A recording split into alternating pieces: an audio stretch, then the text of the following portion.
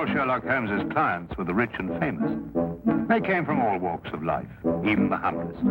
Indeed, he was more apt to give heed to the humble client, the minor tragedy, because that was the nature of the man, human and understanding. Yeah, hang it all, Holmes. Let me have a look. After all, I did buy the beastly thing. Why don't you wait for moving pictures, Watson? Much more interesting, you know. Pictures that move? Ridiculous. I'm not being ridiculous. They've already been invented by a Frenchman named Lumiere, and an American Edison seems to have made it quite practical. Absurd. He'll never get anywhere with them, you'll see. Not commercially anyway. Nobody will be interested. Come in.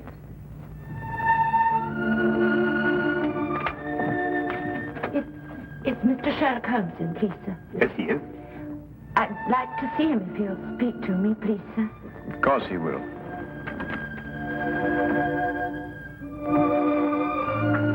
This is Mr. Sherlock Holmes. I'm Dr. Watson. Miss... Mrs. Jessie Hooper. Oh, come now, my dear. It's not as bad as that. Billy, sir. My husband. He's dead. Oh, my dear. Here, come and sit down and tell us about it. Get a cup of tea, Watson. They say he hanged himself, sir, 3 days ago in a hotel in Glasgow. Oh, yes, I remember. William Hooper, a traveling salesman with Whipple Brothers, I believe. Yes, sir. Brooms and brushes. He was on his last job for the firm. They were letting him go. Yes, sir, but Billy would have found another job. He wasn't afraid to work. Of course he wasn't. He didn't hang himself, sir. He didn't. Jessie, I believe you have a baby. Yes, sir. 6 months out. Is there any insurance? Yes, sir, but they say because Billy hanged himself. The policy won't be paid. Tell me, Jessie, when did you last see Billy? On the day he went out to Glasgow, on the train. I went out part of the way with him to Doncaster. To cheer him up, I take it. Yes, sir. He was so upset about losing his job, about it being his last trip for Whipples. Yes, of course, I understand. Was he in a more cheerful frame of mind when you left the train at Doncaster? Oh, yes, sir. We had ever such a jolly time. There was a gentleman in the compartment who was so funny he kept us in stitches. When he laughed, you just couldn't help laughing with him. I see. Was there anyone who might have benefited by his death? No, sir. No one at all. Was he a native of London? No, sir. He came from Expart. That's a little village in Cornwall. I see. Well, I can't promise anything, Mrs. Hooper, but I'll certainly do my best. Now, where can I get in touch with you? Number 26, Western Lane. And sir, there's something I must tell you. Yes, Jessie? I'm not very well off, and what with the expenses of the baby and... Never mind. There's no fee. Oh, thank you, sir.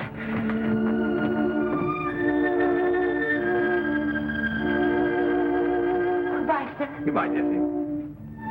Sir, I don't know how to...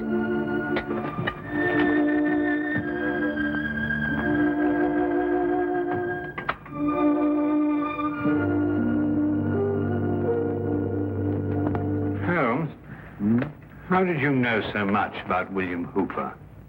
I read about it in the papers, Watson. One of those domestic tragedies that become buried in the back page.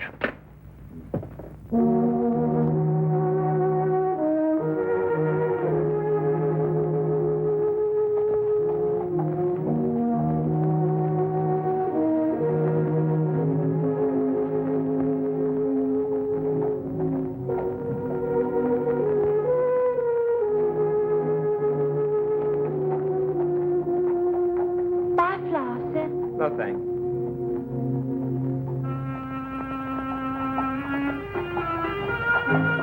Flowers, sir.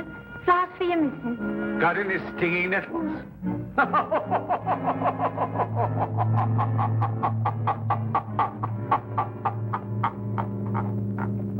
If you want to kill somebody, you can poison them or shoot them or stab them or push them over a cliff if you like, but you don't hang them. It's still deucedly awkward. Unless, of course, you want to make it look like suicide. Watson, be a good fellow, would you, and buy me 15 feet of manila rope before we go up to Glasgow? Well, we could buy that anyway. Glasgow?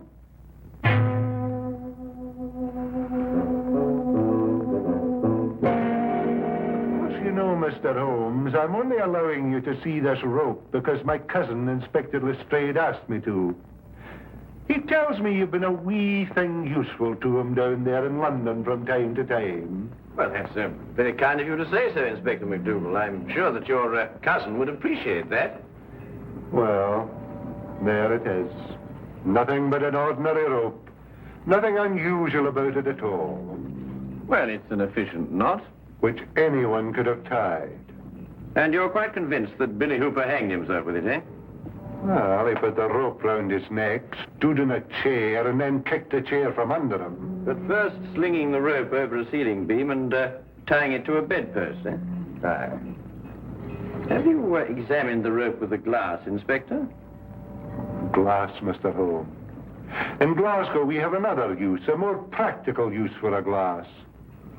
To put a wee drop in, you can. Oh, yes, yes. Then you'll find this glass a wee bit different, Inspector. It helps you to see things more clearly. Just what am I supposed to see with this? That the fibers on the rope that were slung over the beam point towards the noose. I can see which way they point, but I can't see the point of them. Ah, well. You will, Inspector. Now I should like to have a look at Billy Hooper's shoes and the room in which he was supposed to have hanged himself. Mr. Holmes, I'm beginning to have a great deal of sympathy for my cousin, Inspector Lestrade, to say nothing of the entire London police force.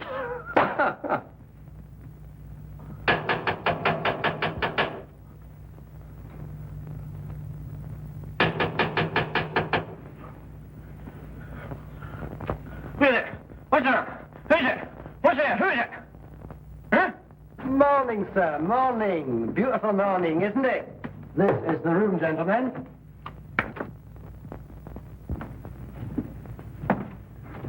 This is the beam, I presume, over which the rope was slung. And this is the bedpost the laddie tied the rope to.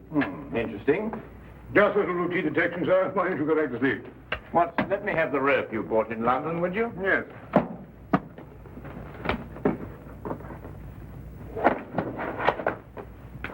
Thank you.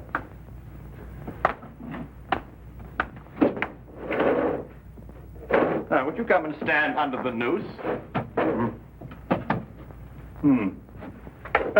Just a minute, Holmes. What are you up to? Mr. Holmes, I'm afraid I can't allow you to hang your friend in my presence. Oh, very well. I only wanted to make the demonstration as graphic as possible. Would you hold it, Watson? Now, observe the rope, Inspector, passing over the beam as I hoist Watson up.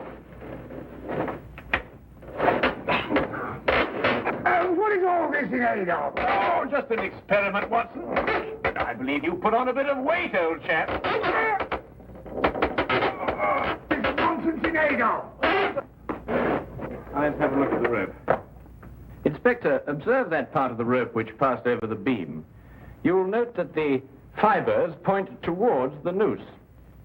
Exactly like the fibers of the rope Hooper was hanged with. So they do. But if he had hanged himself by kicking the chair from under him, his body dropping down would have caused the fibers to bend in the opposite direction, away from the noose. I've got it, Holmes. And because the fibers bend towards noose, therefore, Hooper must have been pulled upwards. And since he obviously didn't pull himself up, someone else must have. And that is murder. Murder? What are you talking about? The late William Hooper, sir. Mr. Holmes here, by a brilliant feat of detection, has just proved conclusively that he was hanged here, in this very room. Hanged in this very room? Let me go in here.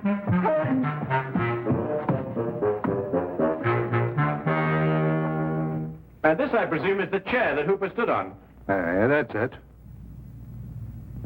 Yeah, there are no scratches on the seat. And there was a nail sticking out of Hooper's right shoe. Further evidence if you require any, Inspector. Ah, fragments of glass. Was there a broken drinking glass found on the floor, Inspector? No, nothing at all. Oh, I expect the murderer tied it up after him. But I think that we'll discover that he gave Hooper a drink with a drug in it. Rather difficult to analyze at the moment, but I shall have a look into it. Wasn't there someone in the bed, Watson, when we came in?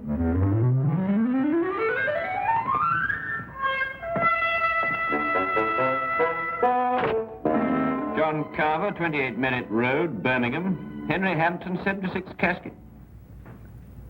76 Casket Lane? Do you recall Hampton? Hampton. Yes, I remember a salesman, I believe. Stayed just the one night, not one of our regulars. Did you notice anything in particular about him? No.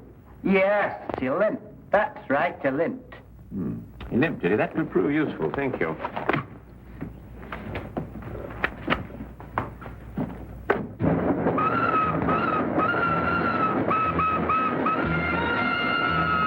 Aside from the fact that Hooper was murdered, what else do we learn in Glasgow?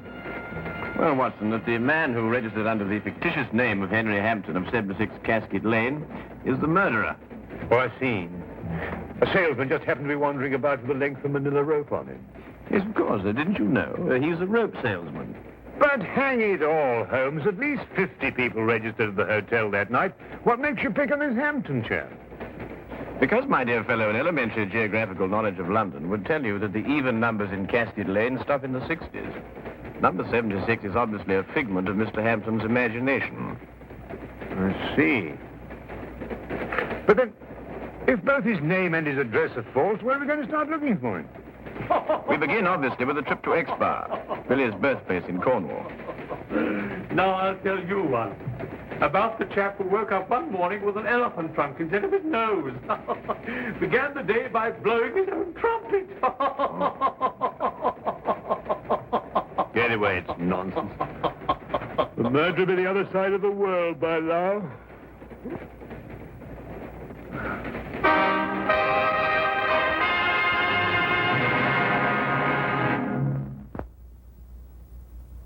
And now we return to the case of the Jolly Hangman.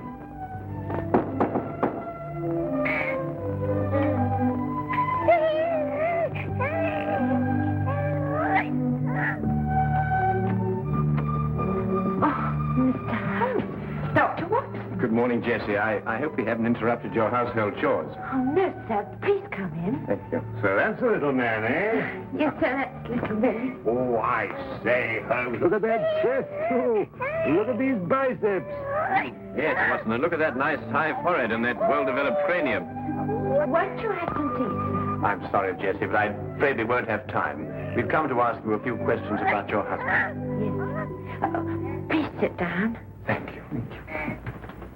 Dr. Watson and I have just come back from Exbar. It occurred to me that the seeds of what happened in Glasgow were sown in the past. We learned, Jessie, that when Billy was 7 years old, his grandfather was murdered. Did you know that? No, sir. Billy never told me. I can understand that. He was a sensitive young man, and he wouldn't want to burden you with a gruesome story. What happened, sir? Well, at that time, Billy was living alone with his grandfather on an isolated farm. One night, the old man gave shelter to a stranger. The following morning, Billy's grandfather was found murdered, and Billy was discovered incoherent with fear, hiding in a shed. The murderer was never identified. The only thing that Billy could tell the police was that the man limped. Exactly, Watson. However, years passed. The murderer felt comparatively safe. There was only one person in the world who could identify him. The man who once had been that 7-year-old boy. And he probably thought the little boy'd forget anyway. But the little boy didn't forget. The memory remained here, dormant for many years, until it was reawakened in Glasgow. Oh, that window. It's so dark, don't it? Always dropping shut like that. Billy was going to fix it. In Glasgow, sir? Yes, where he encountered the murderer. The memory began to stir, perhaps awakened by that limp. And the murderer began to realize that sooner or later, Billy would remember and identify him. Now I understand. Understand what? Billy's nightmares. Oh, such frightful ones he'd always have. Moaning something about a hobble. Of course, a hobble, a limp. But he could never remember what the nightmares were about. Did Billy ever mention meeting a man who limped? No, sir, never. Then I believe, Watson, we can conclude that Billy had never met the man before the chance encounter in Glasgow. Oh, I'm sure he hadn't, sir. So the signs still point to our mysterious Mr. Hampton. Who's Mr. Hampton, sir? A gentleman I very much wish to lay my hands on. And I will. You may be sure of that, Jessie. My feet are kidding me. How many more of these companies have we got to see? Oh, chin up, old chap. Only about a dozen or so. Well, can't we cover them in a hansom? What? A hansom cab on a beautiful day like this? Oh, don't be silly.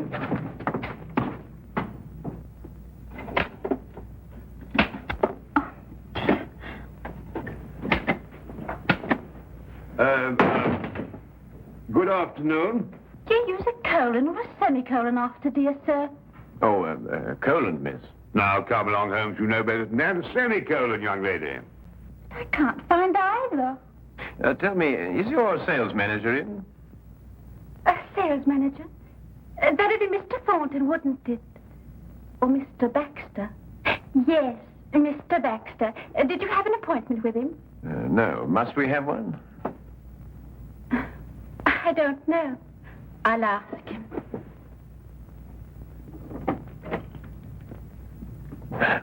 New, I'd say, Holmes. Yes, a safe deduction, Watson. You noticed the fingernails unbroken? Oh, really? Mr. Baxter says you don't have to have an appointment. He'll see you now. Ah, thank you.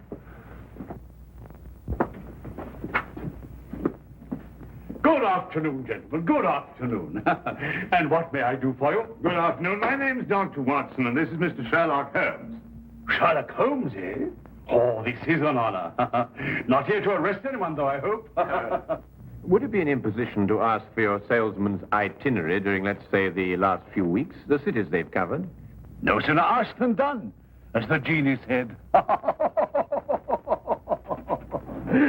Oh, must be in the file drawer.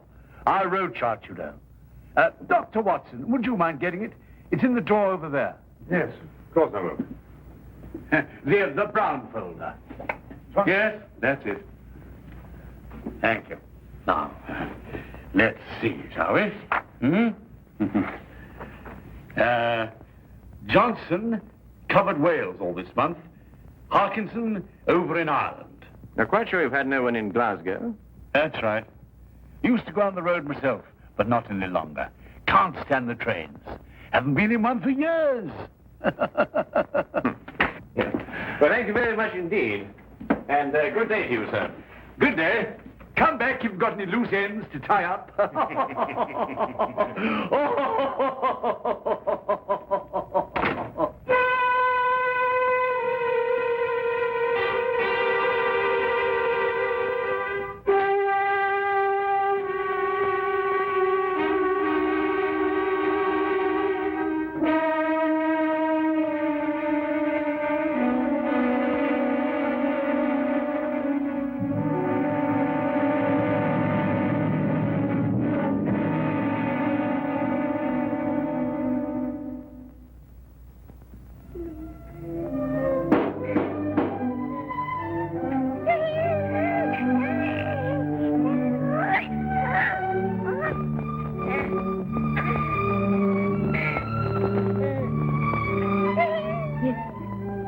Good afternoon, Mrs. Hooper. You don't remember me, Mr. Baxter. Oh, yes, of course I do, sir. Won't you come in? Thank you. You were the jolly gentleman on the train with Billy and me. Give me your coat. Oh, thank you. I've come to offer you my deepest sympathy. Yes, sir. Oh, tragedy, a tragedy. He was a fine boy. Yes, sir. Oh, there. Come now, little lady. There's always a ray of sunshine somewhere. Ah, there it is.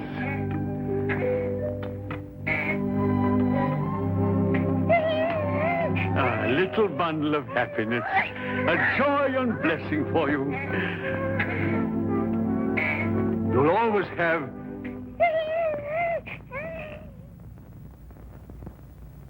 Ah, that's right. You didn't know, did you? I was seated all the time you were in the compartment, wasn't I? Well, just goes to show you, we all have our trials and tribulations. Yes, Oh, but here am I, forgetting what I came for. How'd you like a job, little lady, and someone to take care of the baby? Oh, sir. Then let's have a cup of tea and talk about it, shall we? Oh, sir, I don't know how to thank you. I'll do anything.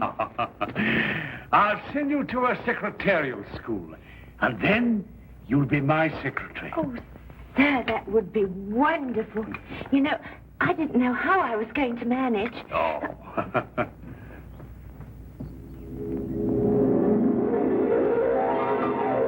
Take sugar, sir. Huh? Oh, no, thank you. Looking at you is sugar enough for me. Really? My friend Sherlock Holmes tells me you've been to see him. Do you know Sherlock Holmes, sir? Oh, I should think I do. Always asking my advice, Sherlock is. Can't solve a case without me, he says. He and Dr. Watson went up to Glasgow, you know, inquiring at the hotel where Billy was. And then they went down to Expa. How do you know all that, sir? Oh, Sherlock tells me everything. I suppose you told him that you and Billy met me on the train. And you gave him my name. I'm afraid I'd forgotten your name, sir. Had you now? Then you're the only one who knows, eh? Well, wouldn't Sherlock be surprised to find that I'd met Billy on the train? Yes, indeed. Wouldn't he be surprised? Yes, sir. Now, drink up your tea, and we'll talk about your new job. Huh?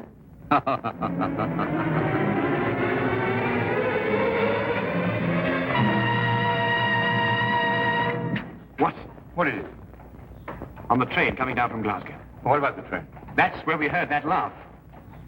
By Jove, you're right. The man telling jokes in the next compartment. Oh, I've been a fool. Why do you suppose he sent you to get that road chart when he could have got it himself? Well, I suppose I was nearest to him. No, because he didn't want us to see that he limped.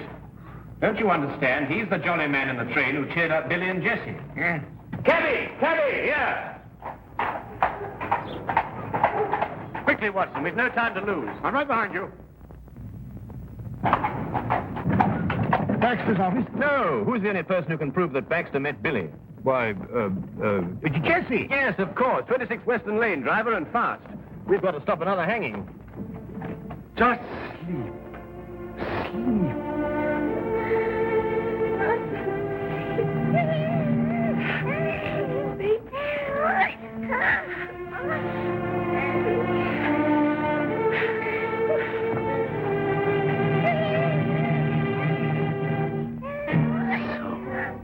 You had to go to Sherlock Holmes, eh? Couldn't leave well alone, could you? You're just like your husband in that. He couldn't let sleeping dogs lie either. The way he looked when he saw me walk out of the train at Glasgow. Well, maybe he wouldn't have remembered my limp from that night, and maybe he would. No point in taking chances. I don't believe in taking chances. Mrs. Hooper? Mrs. Hooper! It's Sherlock Holmes. Open the door. Mrs. Hooper! Jessie, it's Sherlock Holmes. Open the door. Jessie, open the door. All right, Watson, break it down.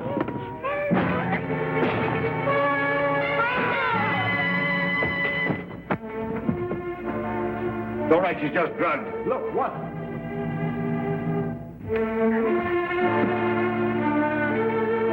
No.